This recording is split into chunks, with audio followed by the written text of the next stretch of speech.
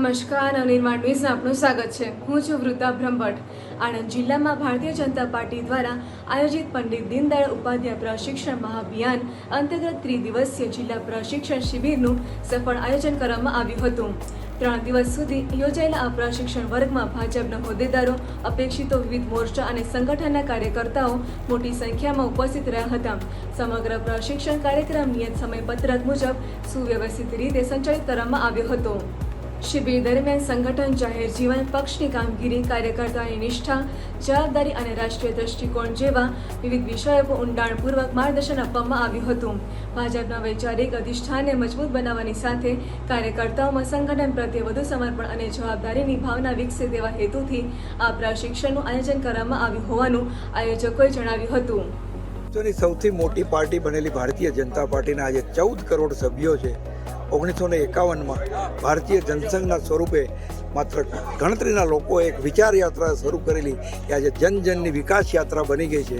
ત્યારે કાર્યકર્તાના વૈચારિક ઘડતરની પ્રક્રિયા જનસંઘથી અત્યાર સુધી એક પ્રશિક્ષણના માધ્યમથી ચાલતી હોય। ભૂતકાળમાં નજીકના ભૂતકાળમાં જ અમે 598 તાલુકા મંડળમાં આ વર્ગો પૂરા કર્યા, જેમાં 55,000 અપેક્ષિત કાર્યકર્તાઓની સામે 45,000 કરતાં વધુ કાર્યકર્તાઓએ પ્રશિક્ષણ મેળવ્યું અને હાલ જિલ્લા કક્ષાના વર્ગો ચાલી રહ્યા છે। આજે આણંદના કાર્યકર્તાઓ એમાં 3 દિવસથી એક પાર્ટીની વિચારધારાને સમજવા, શીખવા માટે એક સાધના સ્વરૂપે ખૂબ એકાગ્રતાથી આ વર્ગોમાં હાજરી આપી છે અને આવનારા દિવસોમાં પ્રદેશના વર્ગો પણ થવાના છે, મોરચાના વર્ગો પણ થવાના છે। ત્યારે કદાચ વિશ્વની આ પહેલી રાજકીય પાર્ટી હશે કે જે કાર્યકર્તાના વૈચારિક ઘડતરની વાત અને પ્રજાજીવનના સાંપ્રત સમાજના પ્રવાહોથી એને માહિતગાર કરવાનું કામ કરી રહી છે।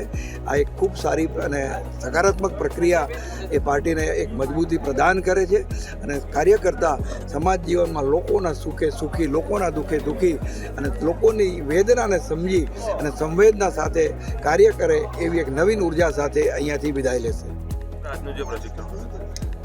આણંદ જિલ્લામાં આજરોજ પંડિત દીનદયાળ ઉપાધ્યાય પ્રશિક્ષણ વર્ગ જિલ્લા કક્ષાનો જે હતો એ આજે ત્રિદિવસીય વર્ગ પૂર્ણ થયો છે। જુદા જુદા 11 વિષય ઉપર આણંદ જિલ્લાના અપેક્ષિત કાર્યકર્તાઓને પ્રદેશના વક્તાઓ દ્વારા માર્ગદર્શન આપવામાં આવ્યું છે।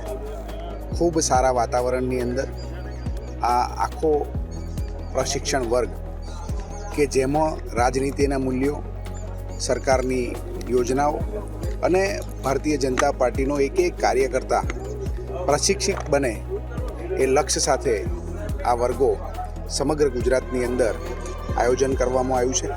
આણંદ જિલ્લામાં પણ 100 જેટલા આણંદ જિલ્લા ભારતીય જનતા પાર્ટીના કાર્યકર્તાઓએ આ પ્રશિક્ષણ વર્ગમાં ભાગ લીધો અને ખૂબ સારી રીતે આ પ્રશિક્ષણ વર્ગ પૂર્ણ થયો છે।